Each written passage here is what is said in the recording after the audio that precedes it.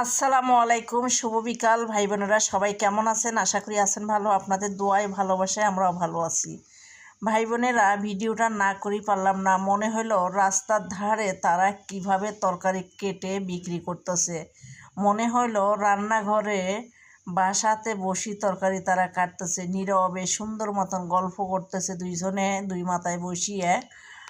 আর তারা কিভাবে কচুর শাক এভাবে কেটে কেটে পলিথিন বান্ধি বিক্রি করতেছে, হয়তো বুঝতে পারছেন। কেউ বিক্রি করতেছে শাক, কেউ বিক্রি করতেছে কচুর শাক। আসলে জানি না ঢাকা শহরে এরা এই কচুর শাক পায় কোথায়, আল্লাহ জানে। ঢাকা শহরে একটু জায়গা নাই সেই জায়গাতে কচুর শাক হবে। আসলে জানি না এগুলো কোথায় থেকে তারা নিয়ে আসে প্রতিটা দিন। আর জানি না এগুলো কোন মানুষেও কিনে খায়। আসলে অন্ধকার আসলে জিনিস, কচুর ডাঁটাগুলো দেখতে পাচ্ছেন।